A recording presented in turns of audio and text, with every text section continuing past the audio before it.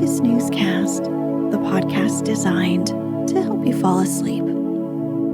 Find us on snoozecast.com and follow us on Instagram @Snoozecast to find behind-the-scenes content. If you enjoy our show, please write a review on the Apple Podcasts app. Please know that we read and appreciate every single one. Here's a recent review we loved. The subject line is magical. It goes, "This podcast is magical. I struggle with nighttime anxiety, often getting anxious about the idea of not being able to fall asleep, which certainly doesn't help me fall asleep. After a few weeks of listening to Snoozecast at bedtime, I'm finding myself actually looking forward to crawling into bed. The stories are so comforting and cozy. The cooking episodes are wonderful as well. Delicious, rich language for the mind to hold on to, though sometimes I even fall asleep before the introduction is over." Thank you so much to whomever wrote this lovely review. I'm personally familiar with nighttime anxiety, and it sounds like you agree that sleep stories are the perfect antidote. This episode is brought to you by our Patreon supporters and by Pastry Flour. Tonight, we'll read about baking cakes from the Women's Institute Library of Cookery, Volume 4. This was the same book we have read selections for the original Breadtime episode, along with the Baking Cookiezzz episode. The Women's Institute was founded by Mary Brooks Picken in Scranton, PA.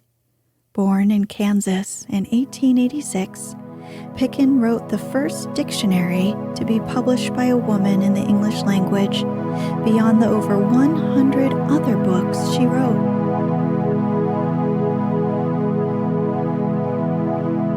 Let's get cozy.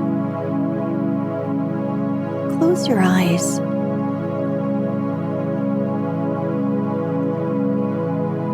Relax your body into the softness of your bed.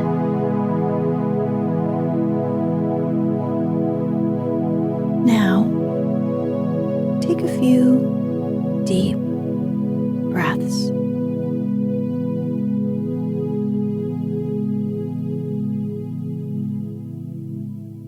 Cake and pudding mixtures in the diet.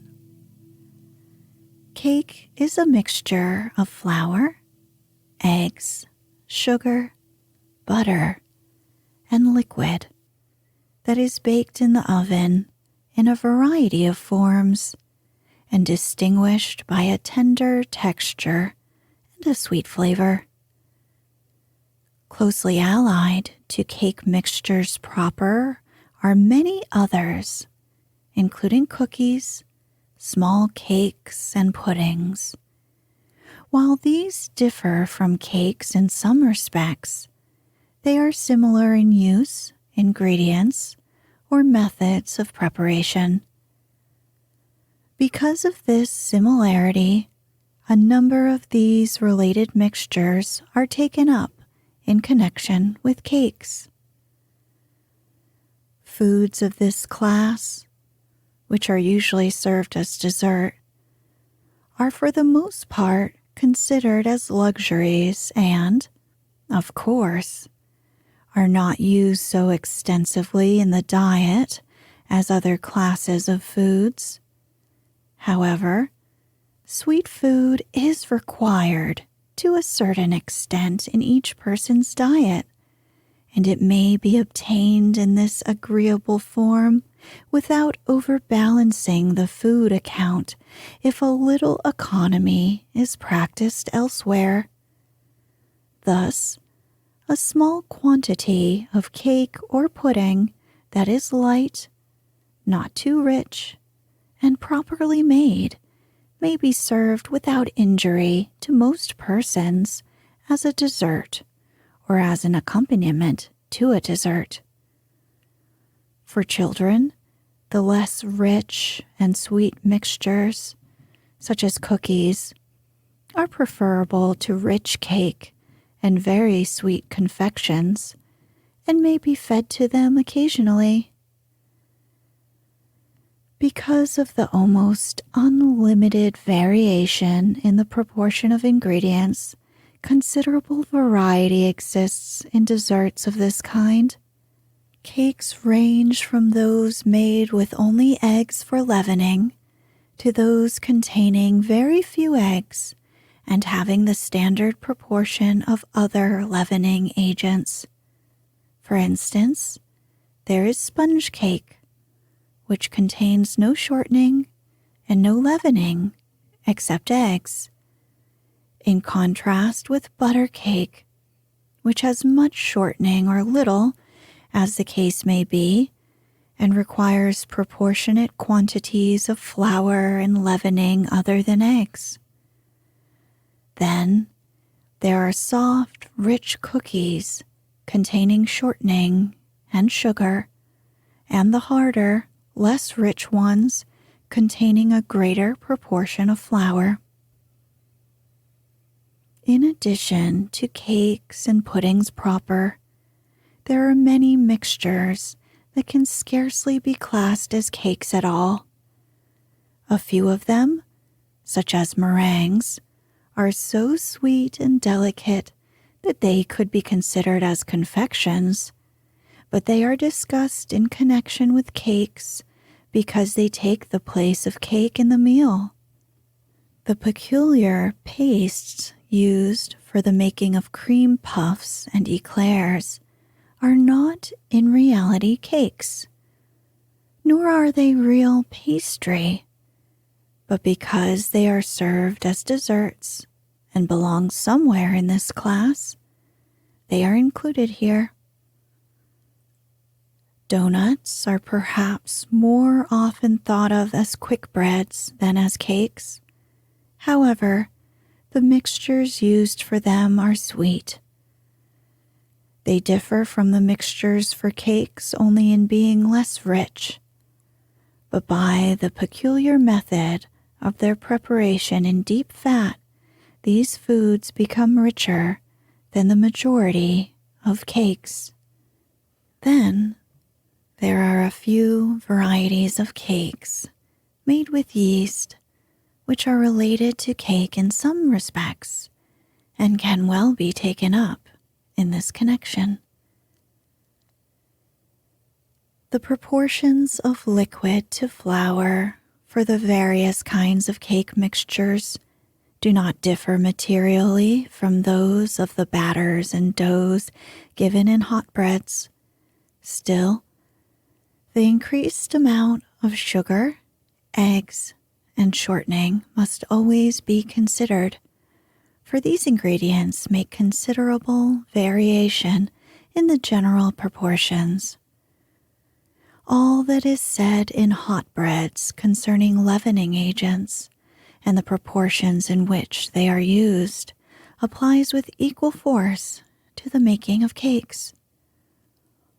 To be able to make foods of this nature well is one of the triumphs of any modern cook. But this accomplishment is not beyond the limitations of any who masters the principles of cookery and diligently applies them to this part of the subject.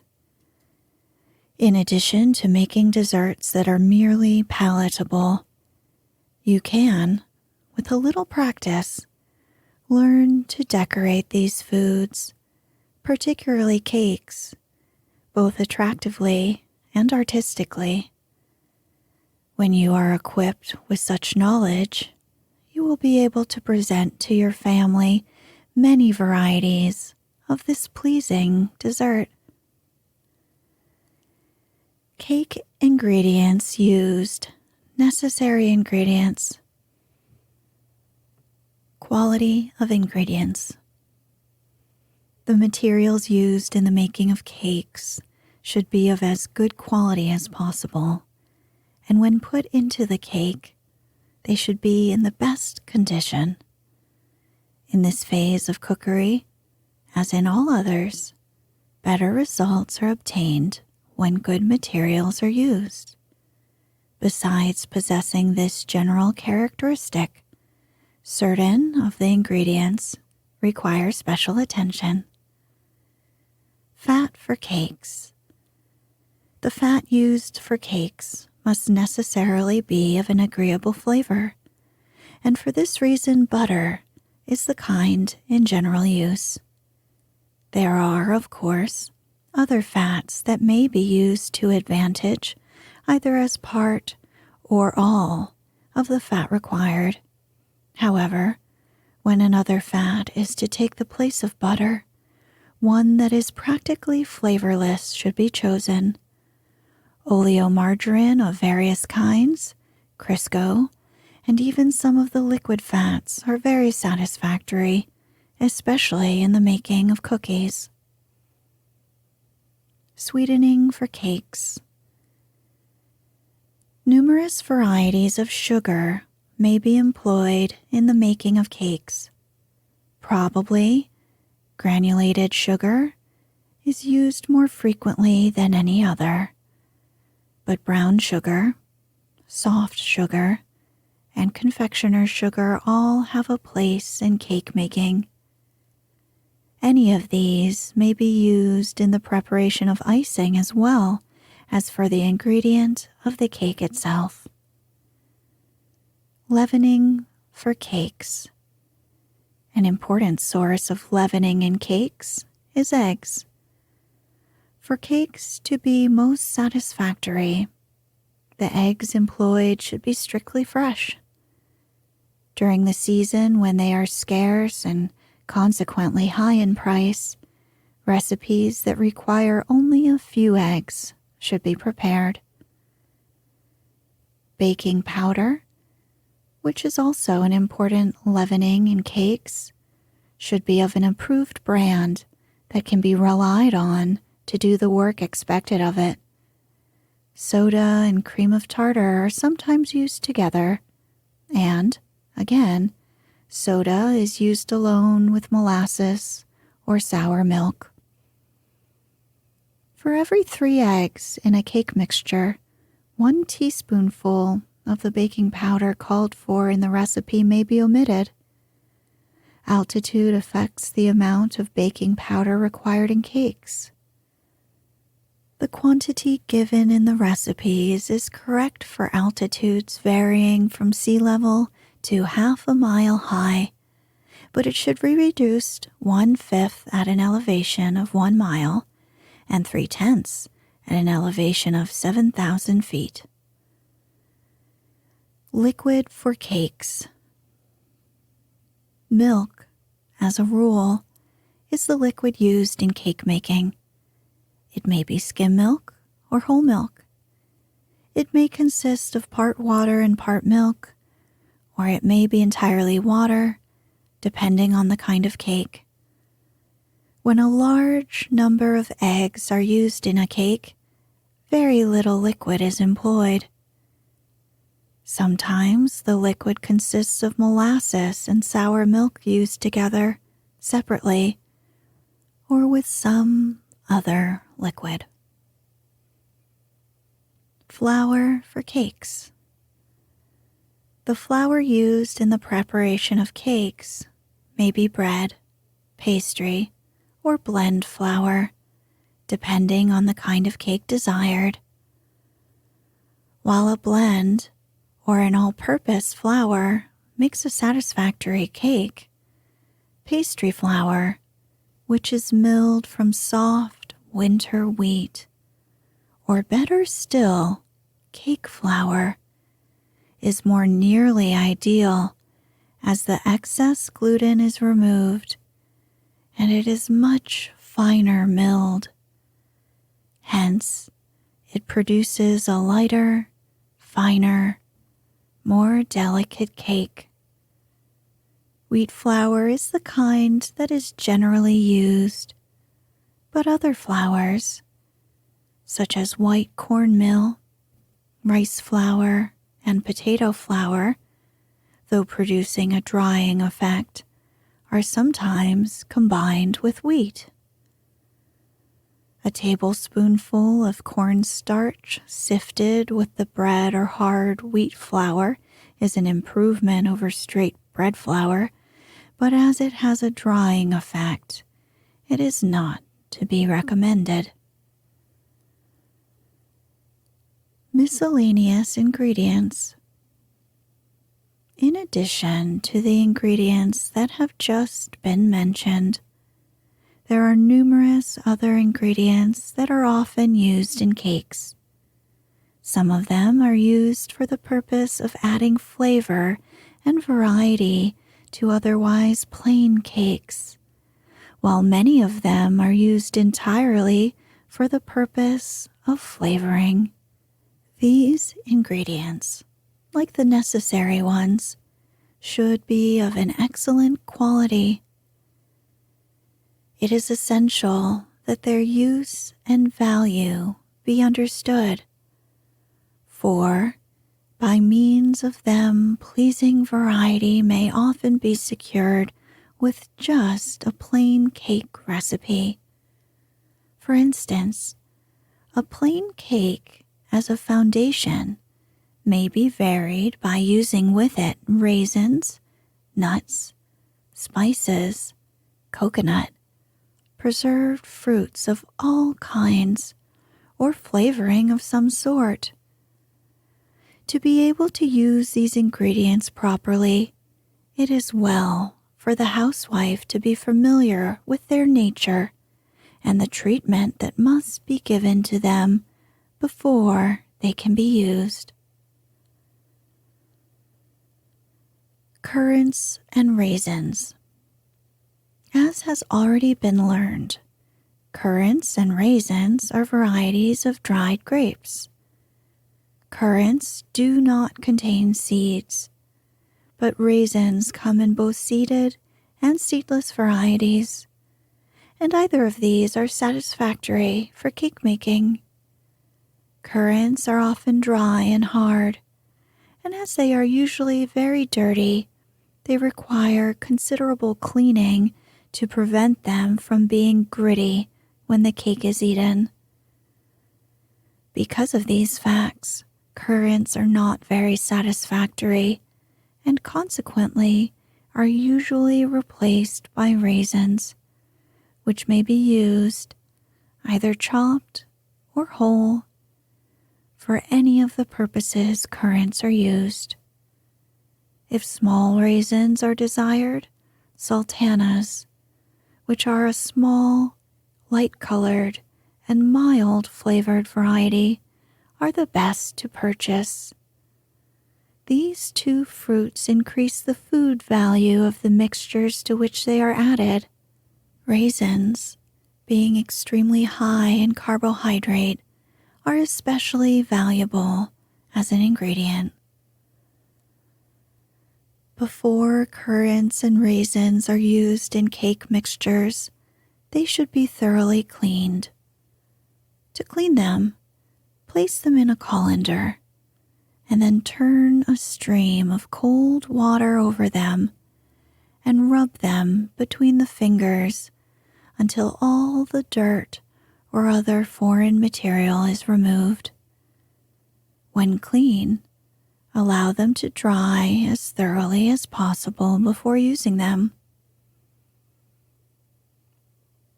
Miscellaneous fruits. Fruits other than currants and raisins are often used in the preparation of cakes and puddings. These, which may be dried, canned, or preserved, include dates, figs, citron, apricots, prunes, cherries, plums, pears, peaches, and pineapple. Candied orange and lemon peel are generally used in the preparation of fruit cake. All of these fruits add food value and flavor. A certain amount of preparation must be given to fruits before they can be used in cakes. All of them, except the canned fruits, must be thoroughly washed, and some of them, such as dates, must have the stones removed. Those which are very hard, as, for instance, figs, and citron must be steamed to make them soft. The steaming may be done by placing the fruit in a colander over a vessel of boiling water and covering the colander to retain the steam. When treated in this manner, these fruits will cut more easily and will be softer and more moist in the finished cake. Nuts. In the making of cakes, nuts of almost any variety may be utilized. Not only do they add a large amount of food value in the form of fat, but they increase the richness of the cake and provide a very delightful flavor. The nut meats are generally too large in size to be used whole, and so they must be made smaller before they are added to the mixture. They may be put through a chopper, but usually it is preferable to chop them with a chopping knife in a bowl or cut them in pieces with a paring knife. It should be remembered, however, that the use of nuts in a cake adds greatly to the cost, for, with the exception of peanuts, they are rather expensive, particularly when they are bought shelled. As can readily be understood, both the nuts themselves and the labor involved in removing the shells must be paid for. The cost, of course, may be reduced by buying the nuts in the shells and shelling them at home. Coconut. The flesh of the coconut, when shredded, is much used in the preparation of cakes, being put in the cake mixture or used in connection with icing between the layers or over the top of the cake. Coconut may be purchased already shredded in boxes or cans, or it may be obtained in the shells and then shredded at home. That which is prepared commercially either is dried, when it will be found to be somewhat hard, or is mixed with the milk of the coconut or with glycerin, which keeps it soft.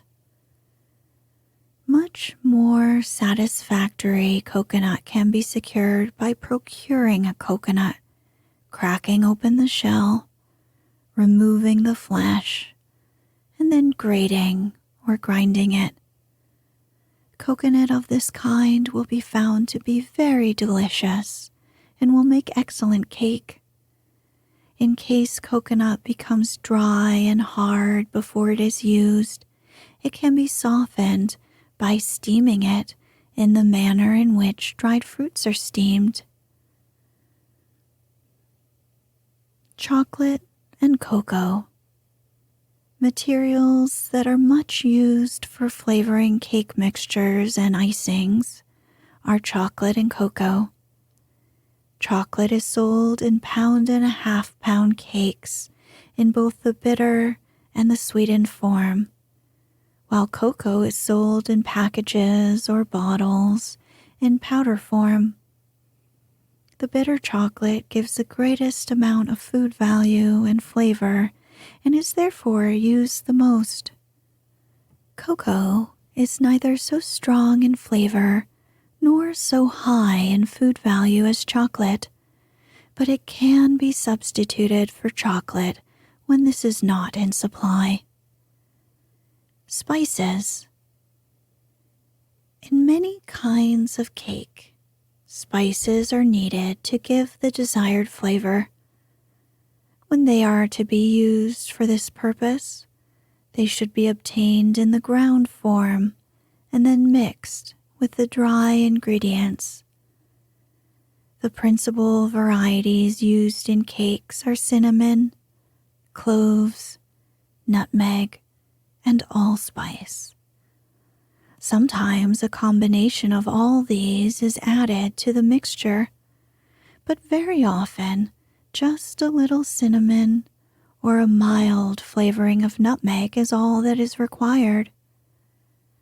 When spices are purchased, the best possible brand should be selected because these things are very easily adulterated with other materials, and adulterated spices have not so much strength as the better kinds. Flavoring extracts. In cake preparation, almost more than in any other part of cookery, flavoring extracts have a place. They are used in plain cakes that do not contain any of the other miscellaneous ingredients, and some of them are also added to many cake mixtures and icings that contain fruits, nuts, spices, and chocolate. Vanilla, which is an alcoholic extract of the vanilla bean, is probably used more frequently than any other flavoring. The alcoholic extracts of orange, lemon, almond, pistachio, and various other flavors are also valuable in cake making. When any of these flavorings are used in cakes, it should be remembered that much of their strength is lost through the baking. Therefore, in order that the cake may be well flavored after it is baked, a comparatively large quantity of flavoring must be used. General classes of cakes. Although many varieties of cake can be made, they may all be put into two general classes: sponge cake and butter cake.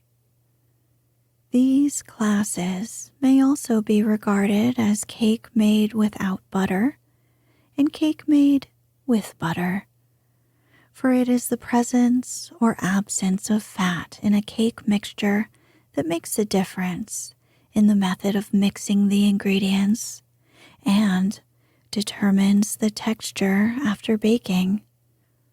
While there are many true examples of each of these classes, it must be remembered that there are also numerous variations of the two which must be placed in either one or the other of these classes. For instance, a true sponge cake does not contain baking powder, but some recipes for sponge cake are given in which baking powder is included.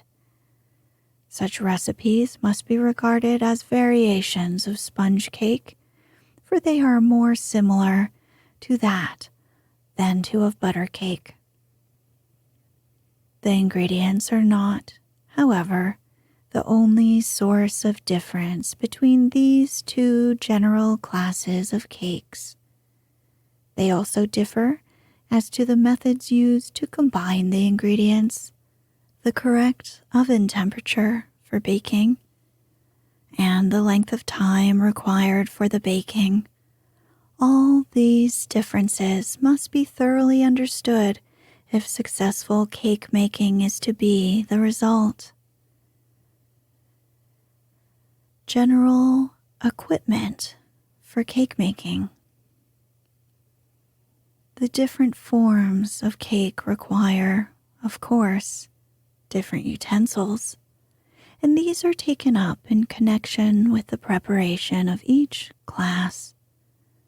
However, it is well for the housewife to be familiar at the outset with the general equipment used in the making of cakes and similar foods. The utensils required for the mixing of the ingredients are somewhat similar to those used in the preparation of hot breads. An earthen bowl is preferable for the mixing of the batter. If this kind is not available, an enamel one rather than an aluminum one should be used. When cake dough is stirred in an aluminum dish, the sides usually become darkened and are liable to discolor the mixture. Spoons for the mixing of the ingredients are also important. Enameled spoons are not very satisfactory because the enamel is likely to chip off the edges. Aluminum spoons may be used. In fact, they have lightness in weight, which recommends their use. But if much stirring is done, a slight discoloration is apt to occur from the spoon. Wooden spoons or spatulas are found to be the most satisfactory for this purpose. They are light in weight, cause no discoloration, and do not chip nor wear off. 2 measuring cups, 1 for the dry ingredients and 1 for the wet materials, should be provided, as they will prove a convenience. A tablespoon, a teaspoon, and a case knife are also necessary for measuring. To remove any foreign material from the flour and at the same time make it light, a flour sifter is required.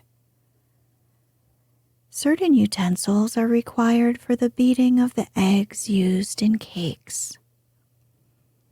If they are beaten separately before being put into the mixture, a bowl and a rotary egg beater should be provided. In case the eggs are to be separated and the whites beaten alone, a flat dish, such as a platter or a soup plate, and an egg whip are the most satisfactory. The kind of pan required for the baking of cakes depends entirely on the kind of cake that is to be prepared.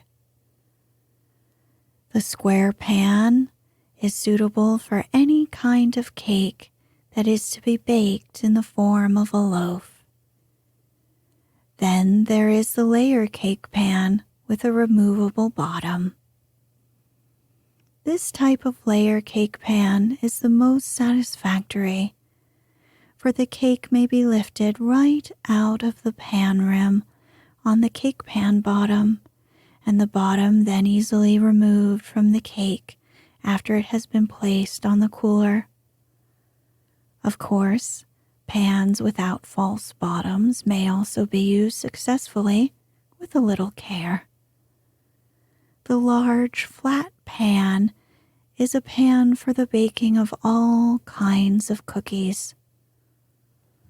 Pans for individual cakes range in size from large muffin pans to pans that produce cakes very small in size. Procedure in cake making. Preparation of ingredients. In cake making, as in the preparation of other dishes, a systematic plan must be followed if good results are desired. A housewife cannot expect to have a successful cake if she has to stop during the mixing to get some of the ingredients or some of the utensils ready. Before the mixing is begun, all the utensils and ingredients should be collected, and any of the ingredients that require special preparation should be prepared. Then, if the recipe is correct, if the ingredients are measured accurately and combined correctly, and if the baking is done properly, success in cake making is assured. The first thing to be done when a cake is to be made is to read the recipe to determine just what is required and to find out whether all the ingredients called for are in supply. With this done, All the utensils should be placed conveniently on the table and the ingredients collected and measured. Some authorities advise the weighing of the ingredients in cake because weight is always regarded as more accurate than measure. If a recipe calls for weights, it will be found easier to use them than to try to change them to measure. But when a recipe requires measures and does not state weights, it would be unwise to attempt to use scales for measuring. The measuring of the fat often requires a little attention. For instance, if only a quarter cup full of butter or some other fat is required, it may perhaps be more convenient to measure it with a tablespoon than with a cup. Otherwise, unless the recipe calls for melted fat, the fat should be measured by pressing it down tight into the cup until it reaches the mark indicated by the required amount. If the fat is hard and cold, as is usually the case when it is first taken from the refrigerator or other cold place, it will be difficult to cream. A good plan is to let the fat stand until it is 70 degrees Fahrenheit or ordinary room temperature before the mixing is begun. The dry ingredients used in cakes include the sugar, flour, baking powder, spices, etc. Granulated sugar seldom requires any preparation except measuring. However, sugar other than granulated, particularly brown sugar and pulverized sugar, should be rolled with a rolling pin and then sifted in order to free it from any lumps it may contain. Flour should be sifted once before measuring, and again with the baking powder or soda and cream of tartar, and salt in order to mix them. Other dry ingredients, such as spices and occasionally pulverized sugar, may also be sifted with the flour and other dry ingredients. If the dry leavening agent appears to be lumpy when the cover is removed from the can, it should be worked smooth with a spoon and sifted before it is measured. A very small mesh wire sieve may be used for this purpose. The liquid should be measured by pouring it into the measuring cup with the cup stationary and level. The eggs, which are, of course, one of the liquid ingredients, should be neither broken until just before they are to be used, nor beaten until the mixture is brought to the point where the eggs are to be added. If the whites are to be used for the preparation of icing after the cake is baked, they should be kept in a cool place until they are beaten. Fruits, nuts, and other miscellaneous ingredients should be prepared before the mixing of the cake is begun. That is, they should be cleansed, cut, ground, or chopped, as the case may be, so that it will not be necessary to stop the mixing of the cake to do any of this work. If they are to be dredged with flour, they may be done at the time they are prepared. Preparation of pans. The pan or pans in which the cake is to be baked should also be prepared before the mixing is begun. The treatment to be given to the pans depends to a large extent on the cake that is to be put into them. Butter cake or any of its variations requires greased pans, whereas sponge cake should be put in pans that are not greased.